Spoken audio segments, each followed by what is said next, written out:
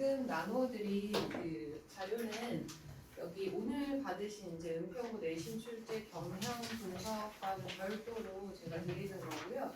그 은평구 내신 출제 경향 분석 보면은 이제 작년도 그 1학기 중간고사가 어떻게 출제되었는지에 대한 분석이거든요. 근데 사실 작년도 은평구 1학년 1학기 중간고사가 난이도가 너무 쉬웠어요. 그래서 100점을 맞았는데도 1등급이 안 나오는 말도 안 되는 일이 벌어졌었기 그러면 다 때문에 똑같이 100점 맞으면 그럼 등급을 어떻게 나눠요? 그러니까 이제 내려가는 거죠. 1등급이 없었어요, 작년에. 그러니까 문제가 되는 거예요. 그래서 그러니까 이게 작년에 지금 보시면은 이게 지금 이렇게 출제하는 학교가 없어요. 그러니까 지금 보시면은 문항이 일정하지 않거든요. 문항이 일정하지 않아요. 네, 문항의 개수가 이렇게 들쭉날쭉한 경우가 일반적인 경우가 아니에요. 그러니까 보통은 1년마다 이제 다 바뀔 수는 있지만 어쨌든 1년에 이렇게 쭉 진행되는 게 일반적인데 이때 왜 이런 변화가 생겼냐면은 이제 말도 안 이전에는 서술형이 있었거든요. 근데 이 해부터 이제 서술형이 없어지면서 난이도가 확 낮아지고 1등급이 없어지고 그러니까 당연히 아이들 입장에서는 첫 중간고사인데 말이 안 되잖아요. 그래서 이때 갑자기 또 난이도를 확 올려버려요. 그래서 이때는 1등급이 없었고 이때는 1컷이 60점이 되었어요. 그 이후부터 이제 다시 이제 조정해서 이렇게 진행이 되고 있는 거거든요. 그래서 1학년 1학기 이제 여기 출제 나오는 출제 분석은요 참고로 봐주시면 좋을 것 같고요. 난이도는 이제 이 이후부터는 쭉 난이도가 높아졌어요. 이때 이제 등급 컷이 보면 한 70점대 후반 되고 있거든요. 네. 그래서 그렇게 쉽지가 않다 이렇게 접근을 하셔야 될 것 같고요. 그 다음에 이제 출제 영역별 출제 비중인데 이거는 제가 임의로 각 영역별로 어디에서 조금 많이 나오느냐 퍼센테이지를 제가 좀 나누어 봤는데 보시면 1학년, 2학년 때 초점 맞추셔야 되는 부분은 내신에서 아무래도 문학이에요. 그러니까 문학의 출제 비중이 가장 높기 때문에 문학에 좀 초점을 맞춰서 공부를 하셔야 되고 근데 그렇다 하더라도 문법하고 독서가 아주 안 나오는 건 또 아니에요. 그래서 문법 독서도 골고루 출제가 되는 편이고 이 이후에도 쭉 그렇게 출제하고 있기 때문에 좀 어느 한쪽에 편중되지 않게 학습을 하시는 게 좀 중요하겠다. 그렇다 하더라도 이 겨울방학, 남은 겨울방학과 1학년 1학기 정도까지는 좀 문학의 기본기를 좀 다지는 연습을 좀 많이 하셨으면 좋겠다. 문학의 기본기라고 하시면 좀 개념이 와닿지 않을 텐데요. 일단 문학에서 유형들이 어떤 식으로 출제되느냐라고 봤을 때 이거는 사실 내신에만 국한되는 건 아니에요. 이건 내신하고 거기는 없거든요. 네, 여기 앞에 봐주시면 되고요. 문학에서 이제 모의고사랑 이제 내신에서 출제 유형이 거의 비슷해요. 그러니까 한 5년, 6년 전만 해도 보통 내신이라고 하면 일반적으로 생각하셨을 때 지역적인 부분에서 문제를 내신다고 생각하잖아요. 근데 요즘의 경향은 모의고사형, 수능형 문제가 많이 출제되고 있기 때문에 그렇게 괴리가 있지는 않습니다. 네.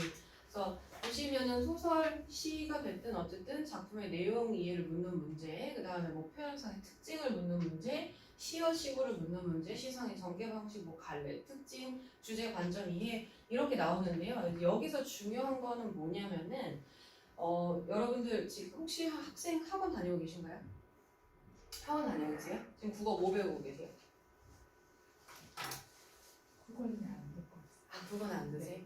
지금 이거 하시기 이전에 그러니까 문제를 풀고 모의고사를 풀고 이거 하시기 이전에 가장 중요한 게 뭐냐면은 문학에서 개념 수업을 하는 게 가장 중요하거든요. 보통은 수학은 개념 수업이 있지, 영어도 개념 수업이 있지, 사회도 있지, 과학도 있지. 근데 국어가 개념이 있어? 이렇게 물어보시거든요. 근데 국어 개념이 있어요. 예를 들어서 문학에서 화자가 무엇이냐, 청자가 무엇이냐, 감정이입이 무슨 뜻이냐, 그 다음에 영탄적 어조라는 게 무슨 뜻이냐, 제가 이렇게 물어보면은 사실 이거를 처음 보는 개념이 아니거든요. 이걸 명확하게 대답할 수 있는 학생들이 진짜 드물어요. 적어요. 네. 근데 이런 부분을 개념을 명확하게 잡지 않고 그냥 감으로 문제 푸는 습관을 계속 들이다 보면은 이게 1학년 때는 얼추절추 그냥 할 수 있어요. 감으로. 1학년 때까지는 사실 모의고사 난이도가 그렇게 크지가 않기 때문에. 그리고 내신 사실 범위가 주어져 있잖아요. 그래서 내신에서 이제 주어진 범위 내에서 깊게 공부한다 그러면 내신까지도 어느 정도는 커버가 가능하겠습니다. 근데 2학년 때는 그게 안 돼요. 네. 그래서 이 겨울방학 때 사실은 이제 모든 학원들이 거의 문학 이론 수업이 있을 거예요. 제 수업에서도 지금 문학 이론 수업을 진행하고 있고, 그래서 그 부분을 일단 잡고 가셔야 됩니다. 문학에서. 그래서 문학 개념어에 대한 공부와 그 다음에 이거를 적용할 수 있는 작품 이렇게 같이 연습을 하시면 돼요. 그래서 왜 EBS의 윤혜정 선생님 교재 유명한 것도 개념의 나비효과 돼 있잖아요. 그게 이론 내용이 들어가 있는 거예요. 네. 그래서 이 부분을 꼭 잡고 가셔야 되겠고, 그 다음에 이제 독서 유형은 독서는 크게 세 파트로 나누어져 있다고 보시면 돼요. 파트가 이제 사실적 독해 부분, 그 다음에 추론적 독해 부분, 그리고 비판적 독해 부분이에요.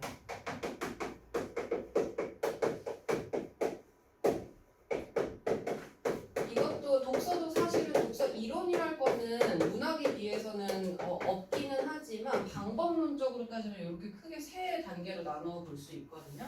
그래서 사실적 독해라는 거는 만약에 문항에서 구현이 된다 그러면은 밑글의 내용과 일치하는 것은 일치하지 않는 것은 이런 문제들이 이제 사실적 독해 유형, 그러니까 가장 독서에서 기초적인 유형이 되겠고요. 그 다음에 이제 추론적 독해는 제시문에서 나와 있지 않은 정보를 학생이 글을 읽고 추론을 해보는 거예요. 네. 그 다음에 이제 비판적 독해는 이 제시문 필자의 관점과 그 다음에 뭐 보기가 주어진다면 보기의 관점과의 차이 이런 문항들이 주로 나오거든요. 그래서 여기서부터가 좀 심화 유형이라고 보시면 돼요. 네. 그래서 보통 모의고사나 내신에서 이런 게 출제된다 그러면 뭐 3점, 내신에서는 개점 뭐 4.2, 4.5 이런 식으로 이제 출제가 되는 거죠. 네, 그래서 이런 식으로 출제가 된다고 보시면 되고요. 독서는 어떻게 접근을 하셔야 되냐면 이게 이제 이런 친구들이 있거든요. 유명한 문제집들 사요. EBS 수능 특강 뭐 사고, 그 다음에 뭐 마더텅 사고, 뭐 예비 예선비 사요. 또 풀어요. 그래서 제가 이제 물어봐요. 뭐 중간에 들어오거나 아니면 뭐 2학년 때 만나는 친구들한테 물어보면은 기출 어느 정도 분석이 돼 있니? 보면은 저 1회독 했어요. 2회독 했어요. 예선비 다 풀었어요. 이렇게 얘기해요. 근데 등급이 안 나와요. 이렇게 얘기하거든요. 그런 친구들의 이제 문제점은 뭐냐면은 그냥 풀기만 한다라는 거예요. 기계적으로. 예를 들어서 독서 문항을 풀 때 뭐 이러한 지문이 있고 문항에서 답이 2번이었는데 나는 1번을 골랐어요. 그러면은 특히 남학생들이 이제 이것이 좀 심한데 보통 학생들이 어떻게 하냐면 나 틀렸네. 그러면 해설지를 이제 옆에다 펴두고 왜 틀렸는지를 이렇게 살펴보거든요. 그럼 이해 가요. 이래서 틀렸구나 하고 넘어가요. 근데 그거는 그냥 읽은 거예요. 그거는 이해했다고 볼 수가 없어요. 그러면은 이제 우리가 이해하는 과정을 어떻게 해야 되느냐라고 봤을 때 일단 답만 체크하시고 해설은 보면 안 돼요. 해설을 보면 안 되고 분명히 학생이 대충 풀지 않은 이상 학생이 틀린 답이더라도 틀린 답을 고른 로직이 있거든요. 이유가 있단 말이에요. 그거를 나는 어떤 문단에 어떤 문장에 어떤 단어를 통해서 이 근거를 찾았는지 먼저 내 생각을 점검하고 그 다음에 다시 풀어봤을 때 왜 1번이 답이 되는지를 체크하셔야 돼요.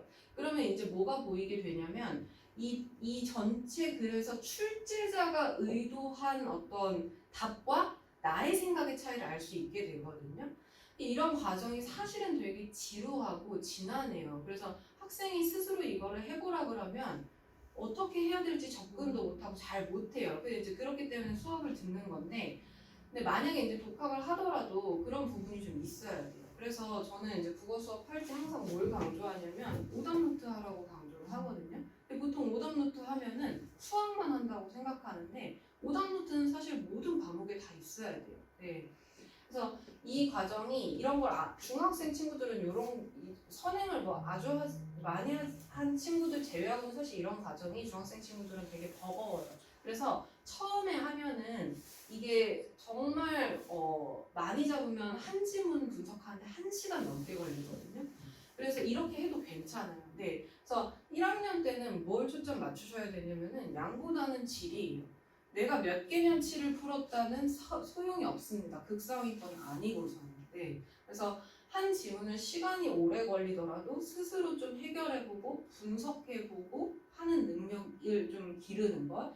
이게 되면은 나중에 이제 2학년 때 말 3학년 때 가서는 시간이 이만큼 안 걸려요. 왜냐면 그만큼 독해력이 올라갔거든요. 네. 그래서 실제로 3학년 때 들어가서 이제 아주 상위권인 친구들이 문제를 어떻게 푸냐면 이 지문을 읽고 문제로 돌아가요. 이게 무슨 말이냐면은 이거 연습이 안 돼 있는 친구들은 뭐 예를 들어서 한 지문당 문제가 4개에서 이제 6개가 보통 있거든요. 그러면은 지문 읽고 문제 읽고 또 지문 읽고 문제 읽고 지문 읽고 이래요. 그러면은 결국 같은 지문을 5번, 6번 읽는 거예요. 그러니까 시간 관리가 안 되는 거거든요. 근데 이제 학생들은 시간이 왜 관리가 안 되는지를 몰라요. 그냥 내가 이거 스톱워치 안 켜놓고 해서 그런가 보다 이렇게만 생각하거든요. 근데 그게 아니에요. 좀 더 근본적으로 들어가면 이런 문제일 가능성이 굉장히 높다.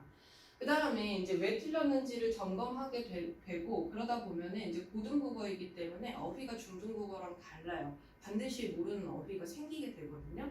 예를 들어서 이제 뭐 이런 거, 뭐 상회하다 이런 거, 그런 거 사실 중등국어에서 많이 안 쓴단 말이에요. 그러면은 이런 어휘가 나왔을 때 이 어휘의 뜻이 뭔지 영어 단어처럼 외울 필요는 없겠으나 반드시 이 개념적 정의를 이해하고 문맥에서 어떻게 쓰이는지를 머릿속에 넣어놔야 돼요. 네. 이게 학생들이 이게 사실 국어에서 가장 본질적인 게 독해이고 독해의 기본은 어휘거든요. 근데 국어는 모국어다 보니까 이게 학생들이 이 자신의 국어 능력을 굉장히 과신하는 경향이 있거든요. 근데 사실 어휘가 빈약한 친구들이 굉장히 많아요. 이게 요즘 갈수록 문해력이 좀 낮다 이런 말들도 많잖아요. 근데 그게 어느 정도는 제가 좀 체감상 느끼기에는 좀 그런 경향이 좀 두드러지는 것 같기는 해요. 네, 그래서 독해력, 어휘력 요 두 가지가 중요하겠다 해서 양보다는 질이다라는 거. 문제집은 사실 어떤 문제집을 택하셔도 상관이 없습니다. 근데 이제 모의고사 문제에 내가 좀 더 익숙해지고 공부하고 싶다. 그리고 이제 은평에서도 문항 유형이 모의고사형으로 나오고 있으니까 평가원 그 마더텅 빨간색 책 있잖아요. 아니면은 내가 지금 우리 아이가 모의고사 한번 쳐봤을 때 한 4등급 밑이 될 것 같다. 그러면 마더텅도 어려워요. 그렇기 때문에 예산비라고 있거든요. 매산비가 있고 예비 매산비가 있어요. 그래서 예산비 문제집으로 풀어주시는 게 좋습니다. 네, 그것도 어렵다 그러면 EBS에서 약간 중등 대상으로 나온 뭐 고등 예비 국어 이런 거 있거든요. 그런 거 풀어주시면 돼요. 그래서 너무 처음부터 어려운 거 푸실 필요가 없겠다.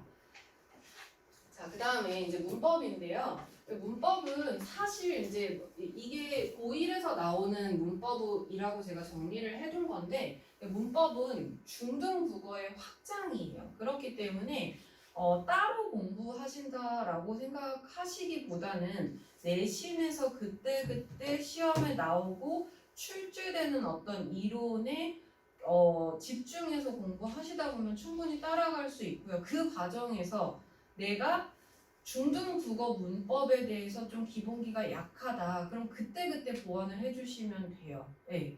그 정도 해주시면 되는데 이게 학생들이 이런 경향이 좀 있거든요. 보통 언매냐 화작이냐라고 했을 때 상위권 친구들은 조금 더 높은 등급을 표점이 유리하기 때문에 높은 등급을 따기 위해서 이제 보통 언매로 가려고 하고 약간 이게 이제 기본이 안 되는 친구들이 낮은 등급의 친구들이 화작으로 간다 이렇게 되게 막연한 두려움이 좀 있거든요. 근데 그렇지 않아요. 이게 보통 다 수능에서 나오는 언어 문법이 이게 독서나 문학같이 아주 우리가 배우지 않은 뭐 작품이 나오거나 이러지 않아요. 다 나온 게 나오는 건데 그때그때마다 암기를 제대로 안 하고 넘어가서 그래요. 예를 들어서 뭐 국외음악, 뭐 음절의 끝소리 규칙 이거 사실 1, 2학년 때 계속 하는 거거든요.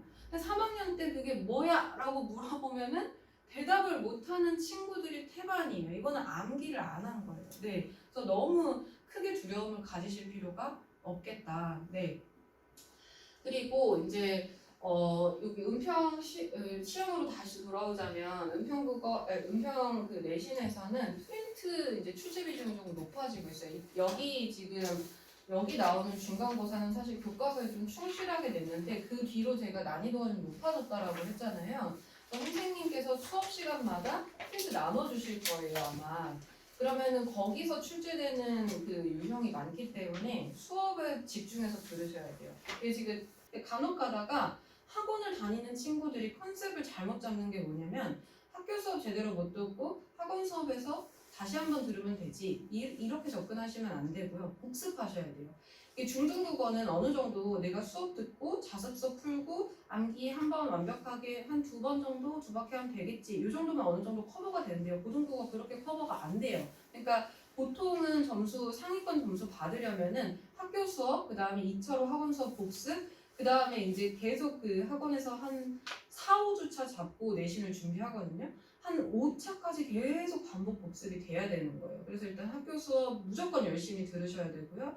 이렇게 하시면 저는 충분히 고득점 받을 수 있다라고 생각하고요.